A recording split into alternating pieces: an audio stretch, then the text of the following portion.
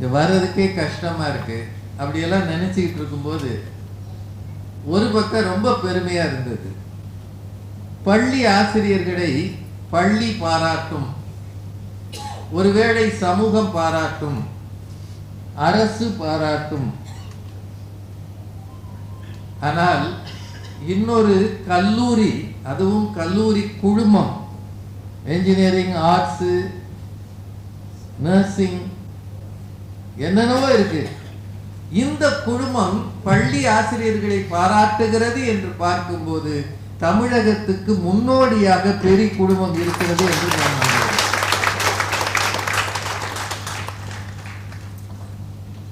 உண்மையிலேயே இன்னைக்கு நிலைமைக்கு ரொம்ப கஷ்டமான வேலைன்னா அது ஆசிரியர் பணி தான். அது டைரக்டர் ஐயா வச்சுக்கிட்டு நான் பேசுறது. அதனால அவரு ரொம்ப பெருந்தன்மையா என்னை ரசிகர்லாம் சொல்லிட்டாரு. அவ்வளவுக்கு பெரிய ஆள் நான் கிடையாது. அவர் ஒரு பெருந்தன்மையில சொல்றாரு. அவருக்கு இருக்கிற பணிச்சுமை, அவருக்கு இருக்கிற டிமாண்ட்ஸ் ஆபீஸ், அதெல்லாம் ரொம்ப அதிகம். அவர் கையில இருக்கிற அதிகாரமும் அதிகம். எதுவுமே இல்லாத ஆள் நான். வேலையும் இல்லை, அதிகாரமும் இல்லை, சாப்பாட்டுல கூட காரம் இல்லாத ஆள் நான். என்னவோ நீங்க எல்லாரும் மேடையில பெருமையா பேசுறீங்க. 9,000, 4,000, 39,000 விட்டா என்னைய லட்சம் கோடின்னு சொல்லி புருஷோத்தமன் சார் வந்து மிக அதிகமாக புகழ்ந்தார். அதுக்கெல்லாம் எனக்கு தகுதி இல்லைன்னு நான் உறுதியா நம்புறேன். இந்த சமூக வெளிகளில சின்னதாக ஒரு வேலை பண்ணிட்டு இருக்கிறோம், அவ்வளவுதான். நமக்கு முன்னே, எனக்கு முன்னே சித்தர் பலர் இருந்தாரப்பான்னு பாரதி சொல்வார். நான் அந்த அளவுக்கு கூட சொல்ல முடியாது. 4,000, 9,000ன்றதுலாம் கொஞ்சம் அதிகபட்சம். 4,000 கூட்டம் நான் பண்ணியிருப்பேன். 9,000ன்றது விக்கிபீடியால போட்டது. அதுக்கு விக்கிபீடியால என்ன வேணாலும் போடலாம். ராஜாவுக்கு ஒரிஜினல் பேர் ரோஜா, இப்போதுதான் அதை ராஜா என்று மாற்றினார் கூட ஒருத்தன் போடலாம். ஏன்னா விக்கிபீடியால யார் வேணாலும் எடிட் பண்ணலாம். அது உங்களுக்கு தெரியும் நினைக்கிறேன். அதனால இது ஒரு காலம். 9,000 இருக்க வாய்ப்பே இல்லை. எனக்கு அது நம்பிக்கை இல்லை.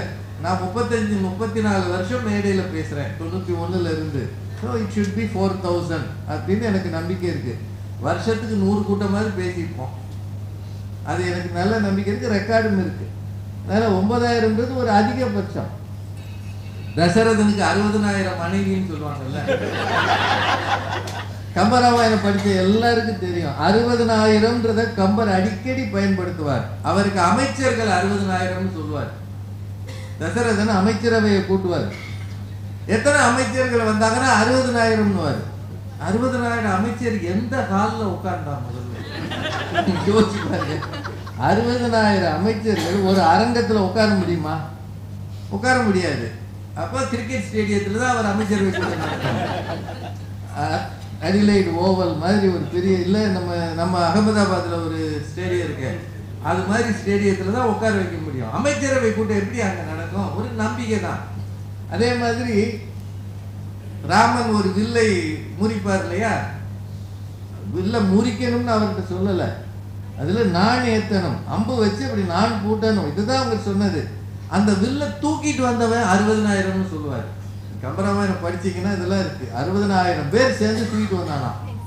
வான்மீகத்துல 5,000 பேர் தூக்கிட்டு வந்தான்னு இருக்கும். இவர் 12ஆல பெருக்கிட்டாரு, 60,000 போட்டுட்டாரு. அதனால அது ஒரு பெருமைக்குரிய விஷயம். எண்ணிறந்தன, தமிழ்ல எண்ணிக்கையற்றது அப்படின்றதுக்கு 60,000 சொல்லிடுவாங்க. அது மாதிரி எனக்கு யாரோ 9,000 எழுதி விட்டான். அதனால அது நம்ம அதை சரி பண்ணிக்கணும். அவ்வளவுக்கெல்லாம் நம்ம ஆள் கிடையாது. எனக்கு என்ன சந்தோஷம்னா, சார் சொன்னது இவர் ஆசிரியரின் பிள்ளை அப்படின்னு சொன்னார்ல, அதுல எனக்கு ரொம்ப பெருமை. எங்க அப்பா ஒரு ஆசிரியர், பள்ளியினுடைய ஆரம்ப பள்ளியின் தலைமை ஆசிரியர். எங்க அம்மா எனக்கு 1ஆம் கிளாஸ் சொல்லி கொடுத்தவங்க. எங்க அப்பா இல்லை, எங்க அம்மா இருக்கிறாங்க. எங்க அப்பா எனக்கு 4ஆம் வகுப்பு 5ஆம் வகுப்பு சொல்லி கொடுத்தவர். எங்க அம்மாட்ட 1வது படித்தேன். எங்க அம்மாவுடைய சொந்த தம்பி, அவர் தாய் மாமன், அவர்கிட்ட 2ஆம் கிளாஸ் படித்தேன். 3ஆம் கிளாஸ் மட்டும் பொன்னையா என்று ஒரு ஆசிரியர் எனக்கு சொல்லி கொடுத்தார். 4, 5 எங்க அப்பாட்ட படித்தேன். ஏறக்குறைய எங்க குடும்பம் தான் எனக்கு சொல்லி கொடுத்தது. அதனால ஆசிரியர்களை பற்றி யாராவது தப்பா பேசினா எனக்கு தாங்காது. ஆசிரியர்கள் தான் இந்த சமூகத்தை உருவாக்குகிற சிற்பிகள் என்பதுல எந்த மாற்று கருத்தும் இல்லாதவன் நான். என்ன ஒரு பெரிய விஷயம், ஆசிரியர்கள் நிலைமை இப்ப பரிதாபமா இருக்கு. உலகத்திலேயே சிரமமான வேலை எது அப்படின்னா ஃபுட்பால் மேட்ச்ல அம்பையரா இருக்கிறதுன்னு சொல்லுவாங்க. ஃபுட்பால் மேட்ச்ல அம்பையர் பார்த்துருக்கீங்களா? ரெட் கார்டு எல்லோ கார்டு வச்சு ஓடிக்கிட்டே இருப்பாரு. அவன் ஓடுற வேகமே படுவேகம். அவனை மிஞ்சி ஓடணும். அவன் எங்க ஃபவுல் பண்றான்னு பார்க்கணும். அவங்க விட்டா ஒருத்தன் குத்துவான்.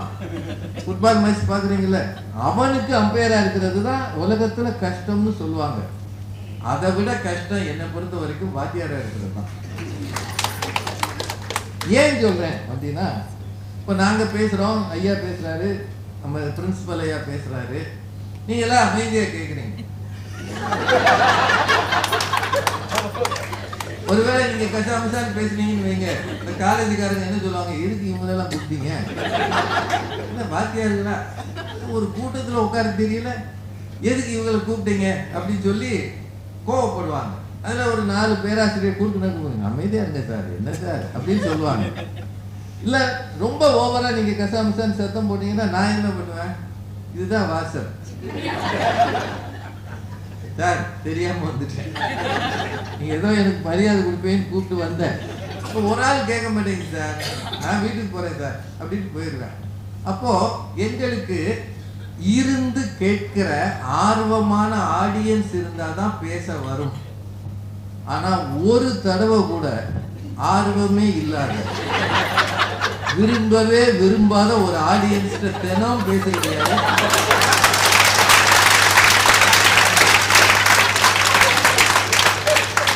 எந்த பயலாவது உங்களை காலையில 8:30 மணிக்கு டீச்சர் வாங்க டீச்சர், ஐயோ என் பிறவி பையனை உங்களை பார்த்த உடனே அடைஞ்சிட்டேன் டீச்சர், நீங்க தான் டீச்சர் எனக்கு வாழ்க்கையே தரப்போறீங்க, என் எதிர்காலம் உங்கள் கண்களில் தெரிகிறது, ஒளிமயமான எதிர்காலம். ஒரு பையன் சொல்லியிருக்கான், உங்களுக்கு லீவே எடுக்க தெரியாதா?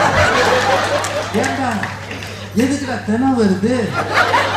கல்யாண நாளைக்கும் வருது, பிறந்த நாளைக்கும் வருது, அது பிறந்த நாளைக்கு வருது, நம்ம பிறந்த நாளைக்கு. இவ்வளவு தூரம் ஆசிரியர் தின விழா கொண்டாடுறாங்களே, என்னைக்காவது உங்க பிள்ளைங்க யாராவது இன்னைக்கு செப்டம்பர் 5 ஆசிரியர் தின விழா, இந்த ஒரு சின்ன மிட்டாய் வச்சுக்கோங்க, எங்கேயாவது யாருக்காவது கொடுத்துருக்காரா? எனக்கு தெரிய கொடுத்தது இல்லை, நான் கொடுத்தது இல்லை, நான் கொடுத்தது அப்படின்னா விரும்பாத ஒரு அவையை தினமும் சந்திக்கிற பொறுமை மிக்கவர்கள். அந்த நிலம்னு சொன்னார்ல, அது உங்ககிட்ட இருக்கு என்பதால் தான் இந்த விருது உங்களுக்கு. அதான் உண்மை, அது இருக்கு உங்களுக்கு. ஏன்னா ஒவ்வொருத்தட்ட ஒவ்வொரு அளவு இருக்கும், எல்லாருக்கும் ஒரே மாதிரி இருக்காது, கொஞ்சம் முன்ன பின்ன இருக்கும், கஷ்டம்தான். இது ரொம்ப பெரிய சேலஞ்ச் இன்னைக்கு டீச்சர்ஸா இருக்கு. 2020க்கு முன்னாடி இருந்தது இப்ப மாறிடுச்சு. எப்போ இந்த கொரோனா வந்துச்சோ, அதுக்கு முன்னாடியும் பிரச்சனை இருந்தது. இன்னும் ஓப்பனா சொல்லணும்னா பள்ளி கல்வித்துறையை வச்சுக்கிட்டு சிலது ஓப்பனா சொல்லவும் முடியாது. ஆனா அவருக்கு இதை கண்டுக்காம விட்டுருவாருன்னு நம்புறேன். எமிஸா எமிஸ்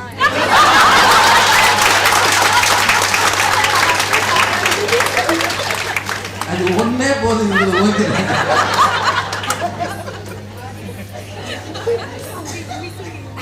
அதுல என்னென்னத்தைய ட்வீட் பண்றது, அதுல பண்ணும்போது நமக்கு நெட் வேலை செய்ய மாட்டேங்குது. அதை கண்டுபிடிச்சவங்களை கடவுளா நினைச்சு கும்பிடுறீங்க. ஆசிரியர் என்பவர் கரும்பலகை பக்கம் திருப்பி, இங்க கூட யாராவது சொன்னாங்க கரும்பலகையில் எழுதி, அந்த மேடம் சொன்னாங்க, நல்ல தமிழ் அவங்ககிட்ட இருக்கு, அவங்களுக்கு உண்மையிலே அவங்க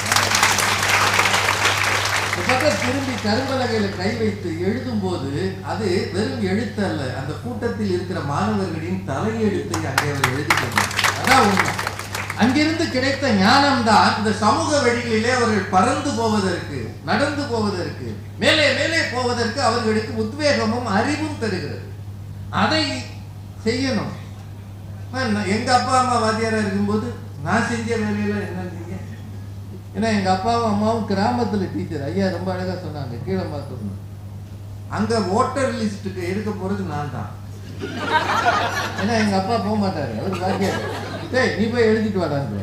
நான் வீட்டுக்கு போய் உட்காந்து இந்த ஓட்டர் லிஸ்ட்டு சென்சஸ் எடுக்கிறது நான் தான். இன்னும் கொடுமை இருக்கு. 1975 எமர்ஜென்சி இருந்ததுல அப்போ கருத்தடைக்கு ஆள் பிடிச்சது ஆசிரியர்கள் சார். சொல்றதுக்கு வேற வழி இல்லை சார், சொல்லிதான்.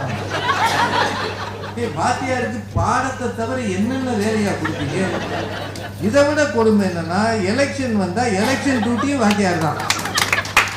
அந்த மாதிரி சுகர் பேஷண்டா இருக்கும், அதுக்கு உடம்பு சரியில் இருக்காது. இதுக்கு எலெக்ஷன் டியூட்டியில போய் அவங்க நேமெல்லாம் இப்போ கம்ப்யூட்டர்ல எடுத்துறாங்க. உங்க ஸ்கூல்ல இருந்து லிஸ்ட் கொடுத்துருவாங்க யார் யார் வாத்தியார். அதை எங்க போடுவாங்கன்னா, அடிக்கடி இருக்கிற ஒரு கிராமத்தில். அங்க ராத்திரி தங்கவும் வழி இருக்காது. இவங்க வீட்டுக்காரர் வந்து காவலுக்கு நிற்பாரு. உன்னை கட்டின பாவம், என்னென்ன செய்ய வேண்டியது. ஏஇஓ வந்தா கூட்டிட்டு போய் சாப்பாடு வாங்கி தர வேண்டியிருக்கு. டிஇஓ வரும்போது சார்ட் ரெடி பண்ண வேண்டியிருக்கு. சில சமயம் நீ திருத்தி கொடுக்குற இந்த பேப்பர்ல டோட்டல் போட வேண்டியிருக்கு. இன்னும் சில சமயம் திருத்தவே வேண்டியிருக்கு. அப்படின்னு அந்த ஆள் வந்து கிடப்பார்ல. ராத்திரி கொண்டு போய் கிராமத்துல இறக்கி விட்டா அங்க தங்கு வசதி இருக்காது. ஏன்னா காலையில 6 மணிக்கு முன்னாடி நீங்க போகணும். நைட்டு அந்த ஓட்டர் இதெல்லாம் மெஷின் எல்லாம் வந்துருச்சுன்னா காவல் காக்கணும். இதுல உங்களை பிரிசைடிங் ஆபீசர் சீஃபா வேற போட்டாங்கன்னா உங்க பொறுப்பு தான் அந்த எலெக்ஷன் முடிகிற வரைக்கும். அங்க வர்றவன் பூரா இப்ப ஒரு கட்சி 2 கட்சியா இருக்கு, பாக்குற திசையெல்லாம் கட்சி இருக்கு. அத்தனை பேருக்கு ஏஜென்ட் இருப்பான், அவ்வளவு பேர் மோட்டா ஆளா இருப்பான். அவனெல்லாம் நீங்க போய் சமாளிக்கணும். நமக்கு வீட்டுக்காரர்கிட்ட பேசவே தைரியம் கிடையாது. தெருவில் இருக்கிறவனோட எப்படி பேசுறது? இத்தனை வேலையும் செய்ய சொல்லிட்டு பாடமும் நடத்துங்கன்னா வயதாப்ப யாருங்க யாரு? அதனாலதான் உங்களை கூப்பிட்டு விருது கொடுக்கணும்.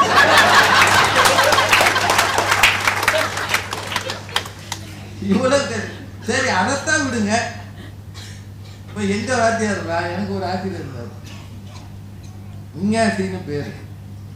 அப்ப நான் 7ஆம் கிளாஸ் படிக்கும்போது அவர் வந்து துறவி, கேத்தலிக் துறவி. அவர் கல்யாணம் பண்ணாத ஆள். ராலே சைக்கிள்னு ஒரு சைக்கிள் இருந்தது. அப்போ நல்ல உயரமா இருக்கும். அந்த சைக்கிள்லயே உயரமான சைக்கிள் தான் அவர் வருவார். அவ்வளவு ஹைட். அவர் இப்படி இருப்பார், என்னை விட நல்ல இவ்வளவு உயரம் இருப்பார். அவர் வண்டியில வரும்போதே அந்த ஸ்கூலே திரும்பி பார்க்கும். அவர் கிராஃப்ட் மாஸ்டர்.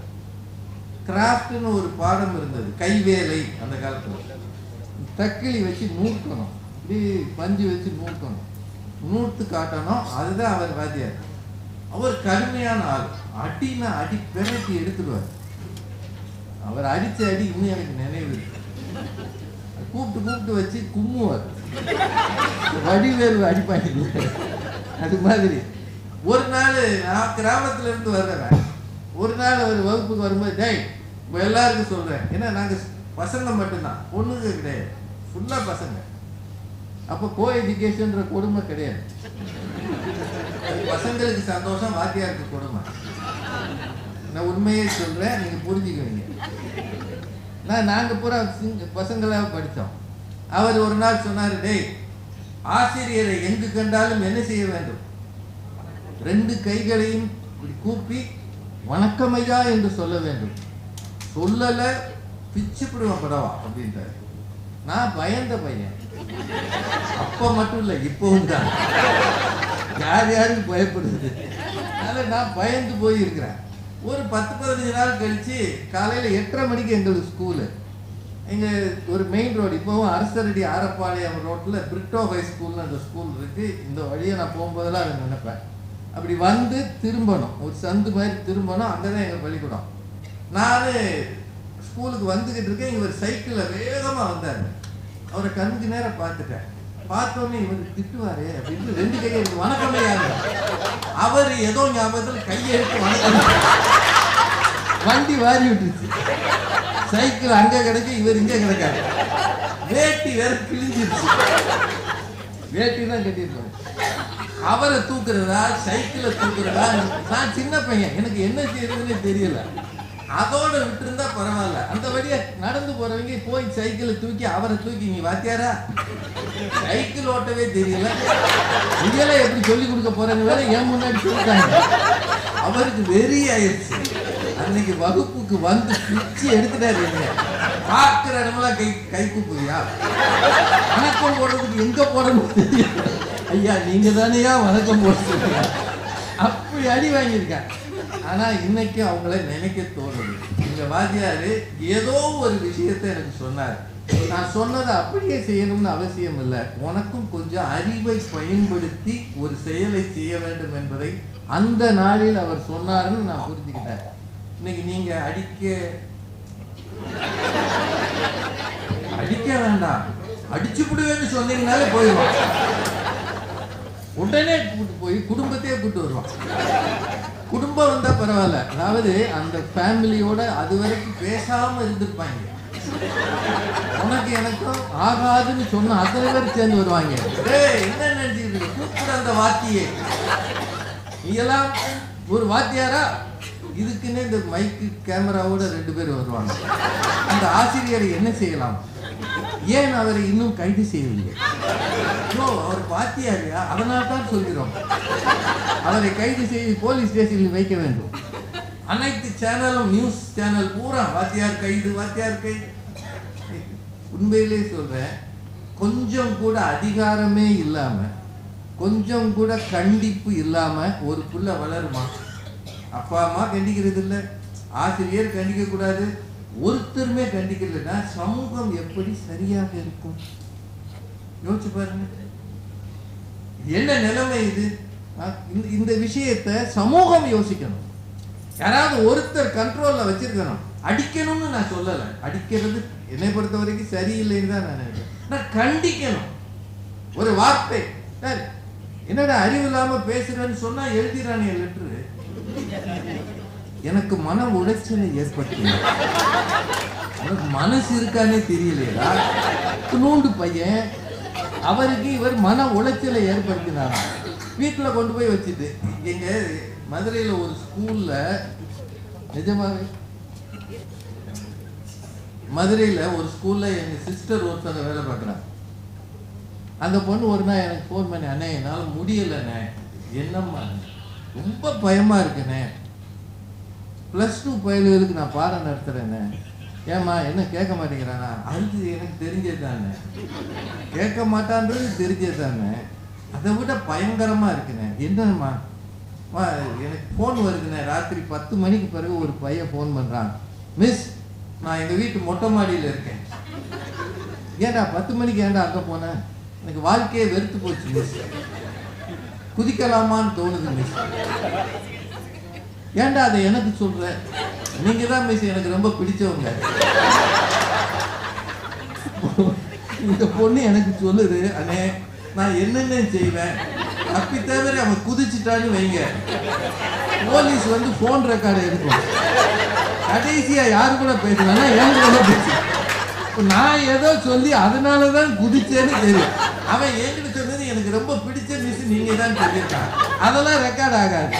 அப்போ இவங்கிட்ட இருந்து போன் வந்தாலே பதறுதுங்க, என்னென்ன சொல்றாங்க சார். வகுப்பறையில 7th மேலேயே, அதுக்கு கீழேங்கிறாங்க எனக்கு தெரியல, 9th 10th பாடம் நடக்கும் போதே கோ எஜுகேஷன்ல, அரசு பள்ளிகள்ல பெரும்பாலும் கோ எஜுகேஷன் இருக்காதுன்னு நினைக்கிறேன், எனக்கு தெரியல இருக்கா, நீங்கள அறியல இருந்தானா?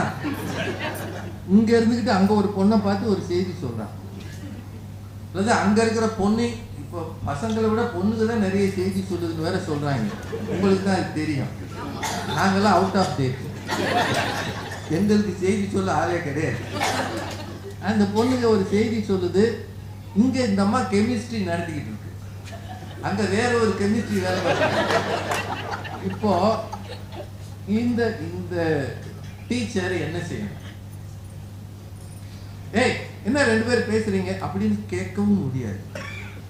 கேட்டா வேற மாதிரி அதுக்கு ட்விஸ்ட் கொடுத்துறாங்க.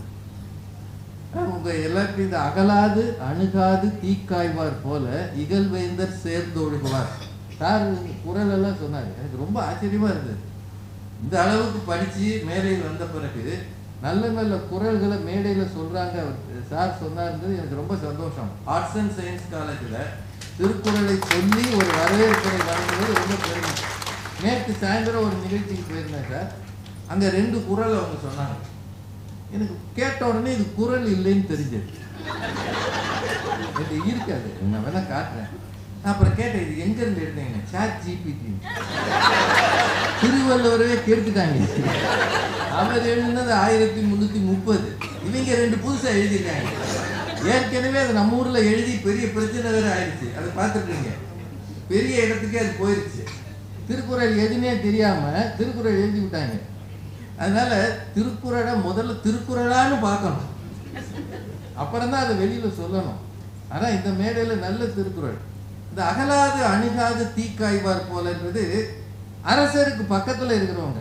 இப்போ இந்த மாதிரி பெரிய பதவியில் இருக்கிறாங்கன்னு வைங்க, பெரிய அமைச்சர்கள் அது மேல இருக்கிறவங்க கிட்ட பழகும் போது ரொம்ப இங்கிட்ட போயிடக்கூடாது, ரொம்ப விலகிடக்கூடாது. அதுதான் உண்மை. அரசர்கள்ட்ட இருக்கிறவங்க அப்படிதான் இருக்கணும். ரொம்ப கிட்ட போனாலும் போட்டு கொடுக்குறதுக்கு 2 பேர் இருப்பாங்க, ஒழிக்கிறதுக்கு 4 பேர் இருப்பாங்க. ரொம்ப விலகி போனா அவருக்கே நம்மளை பிடிக்காம போகும். ஆமாங்க, இந்த மாதிரி உயர்ந்த பதவியில் இருக்கிறது உங்களை பார்த்தா பெரிய விஷயமா தெரியும். அதுல இருக்கிற கஷ்டம் அவங்களுக்கு தான் தெரியும். ரொம்ப சிரமம். இதை திருவள்ளுவர் ஒரு குறள்ல சொல்லிட்டாரு. இதை நீங்க ஆசிரியர்கள் செய்யணும். அதான் இருக்கு. ரொம்ப ஒரு பிள்ளைகிட்ட நெருங்கி போனாலும் அதுக்கு வேற ட்விஸ்ட் கொடுத்துருவாங்க. அது ஆண் ஆசிரியர்கள் இந்த 10th 11th 12th பிள்ளைகள்கிட்ட பழகும் போது ரொம்ப கவனமா இருக்கணும்.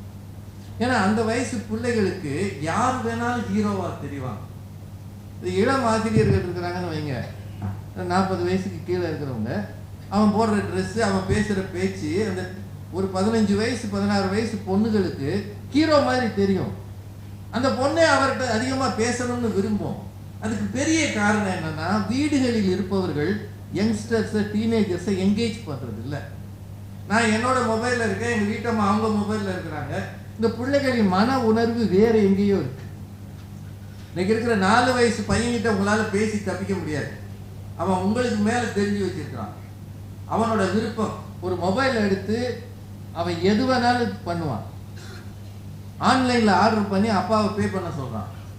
அப்பாவுக்கே ஆன்லைன்ல எப்படி ஆர்டர் பண்றதுன்னு தெரியாது, பே பண்ண மட்டும் தெரியும். என்ன வேற வழி கிடையாது. ஒருத்தன் டப்பாவோட நிற்கிறான். உங்க வீட்டுல இருந்தாங்க இல்லையே, நாங்க ஒண்ணுமே சொல்லி, உங்க நம்பர் என்ன? இந்த நம்பர், இந்த நம்பர்ல தாங்க வந்திருக்கேன். யாரா சொன்னோன்னு அவன் சிரிக்கிறா. குடும்பம் இப்போ அந்த அளவுக்கு ஐக்கியூ ஜாஸ்தியா இருக்கு இந்த பிள்ளைகள்.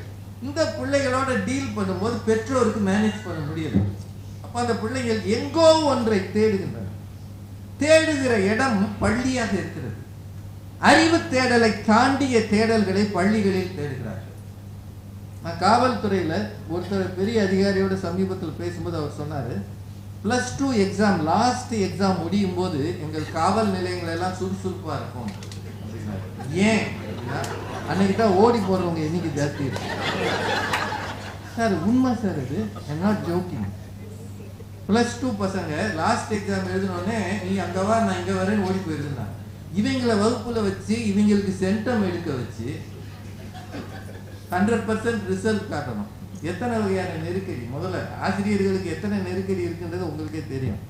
முதல்ல காலையில் 8:30 மணினா 8:30 மணிக்குள்ள வீட்டு வேலையா இருக்கு. பெண்கள் நிறைய இருக்குங்க. சமையல் பண்ணி அவருக்கு போட்டு பிள்ளைகளுக்கு போட்டு பஸ்ஸோ 2 வீலரோ பிடிச்சி 8:30னா 8:30க்குள்ள போகணும். இப்போ நீங்க போய் அதை ஆன் பண்ணணும், அதுக்கு கையெழுத்து போடணும். கையெழுத்து போடுறது இருக்கா? சில சமயம் நம்ம நேரத்துக்குன்னா ஏஇஓ அந்த வழியா வந்திருப்பாரு. அவர் 8:25க்கு வந்து அப்படி நிற்பாரு. திருப்பி போமா, நீங்க டீச்சரா? ஆமா சார். டெய்லி இப்படித்தான் வர்றீங்களா? இல்லை சார். என்ன இல்லை, பார்த்தாலே தெரியுது. அது பயல்கிட்ட கேட்பா, இந்த மிஸ் டெய்லி லேட்டா வருதாடா? அவங்க ஆமான்றுவாங்க. அவங்களுக்கு பழி வாங்குறதுக்கு இதை விட்டா வேற வேலை. யார் யாருக்கா பயப்படுவீங்க? யார் யாருக்கு பயப்படுறது? ஏஇஓக்கு பயப்படணும், டிஇஓக்கு பயப்படணும், சிஇஓக்கு பயப்படணும். அப்புறம் கரஸ்பாண்டன்ட்னு ஒருத்தர் இருந்தாருன்னா அவருக்கு பயப்படணும். டைரக்டருக்கு நேரம் அவரே பாவம் போது அவருக்கு நீங்க பயப்படுறதுன்னு அவசியம் இல்லை. ஏன்னா வேற ஆபீஸ்ல இருக்கிறாரு. உங்களுக்கு நேரடி கண்ட்ரோல் இவங்க தான். இன்னும் மிஞ்சி போனா டிரான்ஸ்ஃபருக்கு உதவி செய்வாங்க. அதுவும் கவுன்சிலிங்னு ஒன்று நடக்கும். எதுக்கு பயப்படுவீங்க? உள்ள வரும்போது அந்த நாளுக்குரிய பாடத்தை நீங்க ரெடி பண்ணிட்டு வரணும். எல்லா பள்ளிகளிலும் நிறைய ஆசிரியர்கள் இருக்க மாட்டாங்க. சில பள்ளிகளில் இன்னொரு வகுப்பை சேர்த்து பார்க்க வேண்டியிருக்கும். இது தவிர எம்இஸ்ல நீங்க செய்யணும். இது தவிர அந்தந்த வகுப்புக்கு பாடம் நடத்தணும். எவன் வந்தான் எவன் வரல, இடை நின்றவர்கள் யார் யாருன்னு கணக்கு எடுக்கணும். ஏன் அவன் இடை நின்றான்னு பார்க்கணும். அவனை போய் கூட்டிட்டு வரணும். கூட்டிட்டு வரலன்னா உடனே கேட்டுருவாங்க ஏன் இவன் இடை நின்றான்னு. இத்தனை விஷயம் இருக்கு. வீட்டு வேலை பார்க்கணும், பள்ளிக்கூடத்து வேலை பார்க்கணும், பாடம் நடத்தணும். திடீர்னு பார்த்தா பஞ்சாயத்து வரும். அது கிராமத்துல வேலை பார்க்குற அந்த லேடிஸ் பேசுற பேச்சை நீங்க தாங்கணும். எல்லாம் பொம்பளையா புள்ள பத்தியா நீ? என் பிள்ளைய கை நீட்டி இருக்க, கையை முடிச்சு விடுவேன், எரிச்சு விடுவேன். இப்படி பேசும்போது சிரிச்சோமா, இல்லம்மா தெரியாம பண்ணிட்டேம்மா, நான் கையை இப்படி ஓங்குனே அந்நேரம் உங்க பையன் குறுக்கு போயிட்டாமா. ஏதாவது ஒரு பொய் சொல்லணும். இவங்களுக்கு ஏற்ற மாதிரி தலைமை ஆசிரியர் கேட்கணும். ஒருவேளை தலைமை ஆசிரியருக்கு நம்மளை பிடிக்கலன்னு வைங்க, அவரே ஒரு ஆளை செக் பண்ணி அனுப்பிடுவாரு. நம்ம அந்த ஊரை விட்டு மாற்றணும்னா இருக்குல்லங்க. இது எல்லாத்தையும் தாண்டி ஒரு ஸ்டேஜுக்கு பிறகு ஜாதிய அடுக்குகள் இருக்கு. சில ஊர்களில் ஜாதி பிரச்சனை இருக்கு. இவர் என்ன ஜாதி, இது என்ன ஜாதி. நம்ம ஊரில் இருக்குங்க, இதெல்லாம் இல்லைன்னு சொல்ல முடியாதுங்க. அது தெக்க நிறைய இருக்கு. கைகளில் கயிறு கட்டி பிள்ளைகள் வருகிறார்கள். இவர்களுக்கு பாடம் நடத்தணும். இவங்களை 600க்கு 600 வாங்க வைக்கணும். School district, school first, district first, state first வாங்க வைக்கணும். சாதாரண வேலைங்களா இது? சொல்லுங்க. இவ்வளவு செஞ்ச பிறகு சாயந்தரம் வீட்டுக்கு வரும்போது நின்றுக்கிட்டே வேற பாடம் நடத்தணும். உட்கார்ந்தா வந்துடுவாங்க, பயலுக்கு முதல்ல போயிடுவாங்க. உட்காந்து பாடம் நடத்தக்கூடாதுன்னு பல ஸ்கூல்ல இருக்கு. முடியலைனாலும் நின்று தான் பாடம் நடத்தணும். இப்போ புதுசா நானும் சார் இப்போ வரப்ப பேசிட்டு இருந்தோம். ஆசிரியர் தகுதி தேர்வு வேற வந்துருச்சு. இல்லாத ஆள்லாம் தகுதி வாங்கு, இல்லாட்டி போ பள்ளிக்கூடத்தை விட்டு வந்துருச்சு. சமூக நெருக்கடிகள் இத்தனைக்கும் மத்தியில சாயந்தரம் வீட்டுக்கு வரும்போது அவங்க வீட்டுக்காரர் என்ன சொல்லுவாருன்றீங்க? சந்தோஷமா நீ போய் 1000 பிள்ளைகளுக்கு தினம் சந்திக்கிற, 40 பிள்ளைகளுக்கு நல்லது சொல்லித்தர, நீ கொஞ்சம் ஓய்வு எடு, நான் பார்த்துக்கிறேன். ஒரு வீட்டில் சொல்லியிருக்காங்களா என்ன அங்கிருந்து வந்து மகாராணி மாதிரி சாஞ்சிட்ட,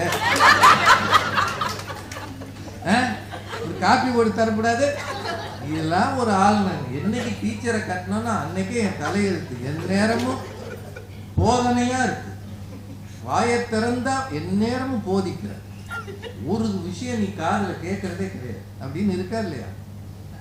என்னங்க எல்லா வீட்லையும் சந்தோஷம் இருக்குங்களா?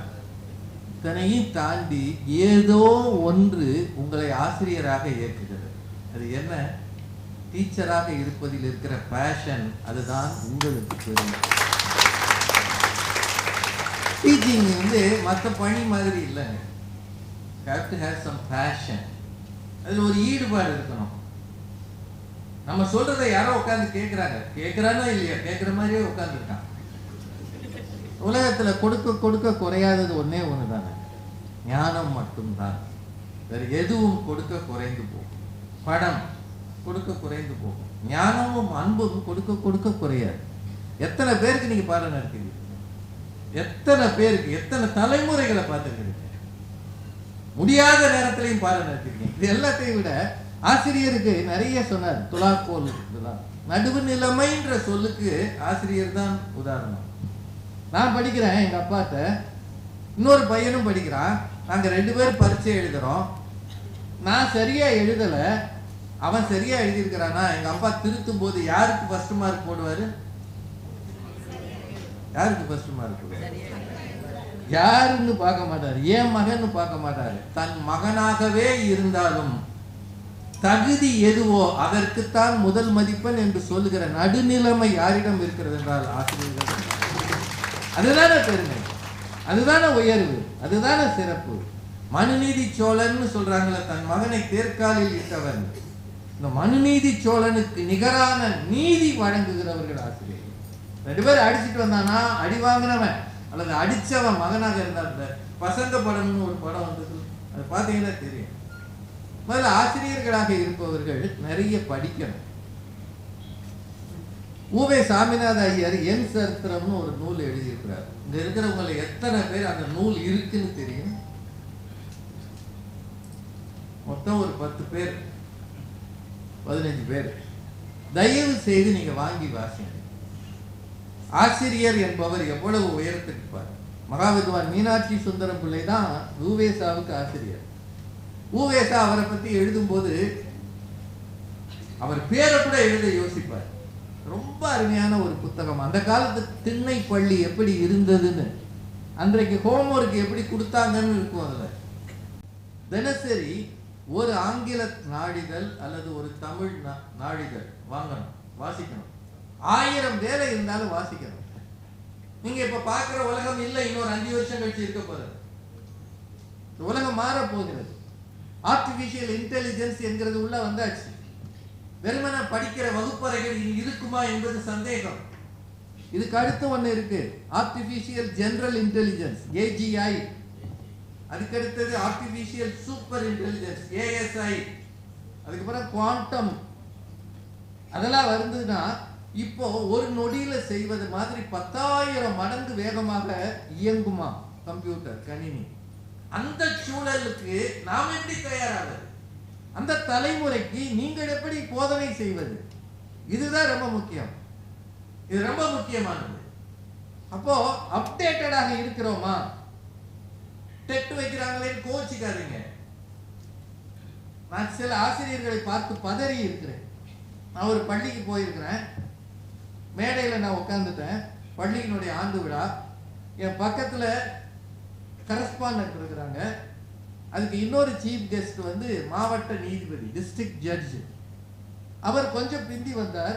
அவர் வரும்போது என் பக்கத்துல இருக்கிற கரஸ்பாண்டன்ட்ட ஒரு டீச்சர் பேசுறாங்க. The chief guest has been arriving அப்படின்னாங்க. எனக்கு அப்படியே பதறி போச்சு. அவங்க வாசலுக்கு வந்திருக்கிறாங்க. The chief guest has arrived அப்படின்னு சொல்லியிருக்கணும். She is just coming னு சொல்லியிருக்கணும். The chief guest has been arriving னு present perfect continuous tenseல ஒரு மேடம் பேசுறாங்க. இவங்க கிட்ட இங்கிலீஷ் படிக்கிறவன் என்ன பாடுபடுவான்னு நான் பதறி போனேன். நான் சொல்றது ரொம்ப உண்மை சார். அவங்க யாருன்னு கேட்டேன். English department. நான் இன்னும் பதறி போனேன்.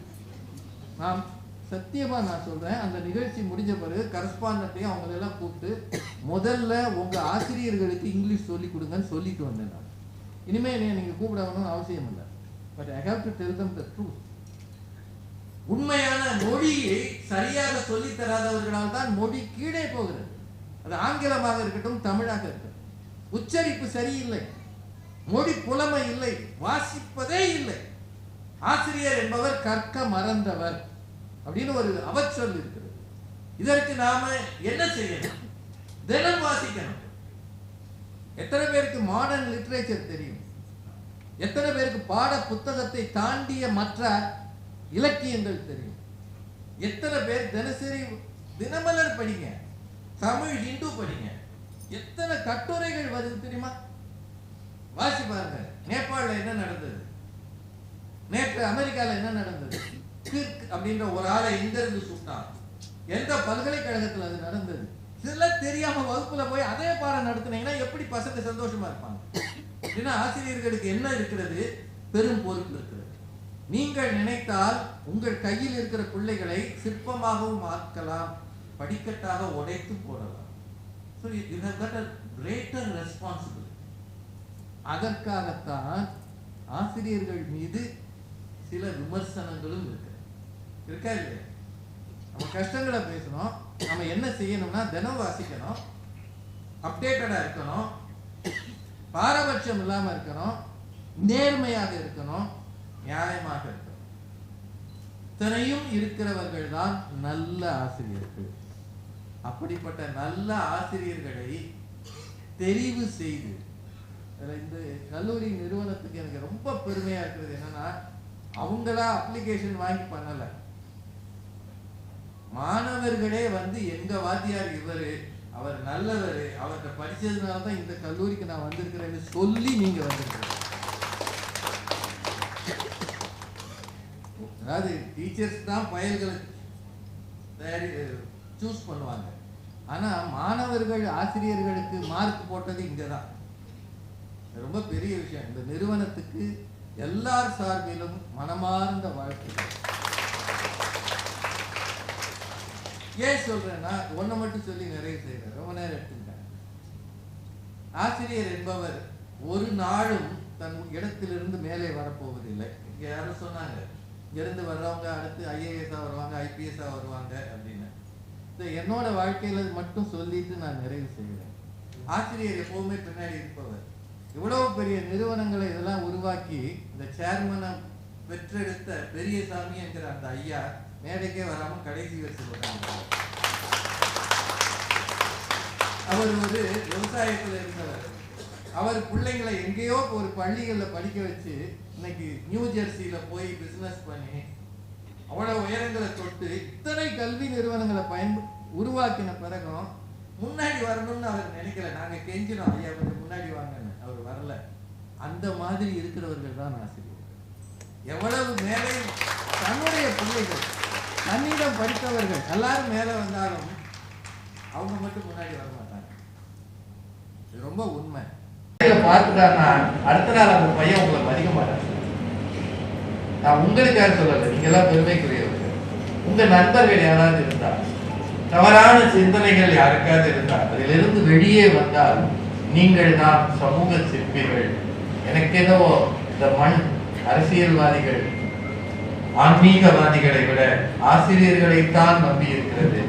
நீங்கள் நினைத்தால் புதிய இந்தியா புறப்பட்டு வரும்.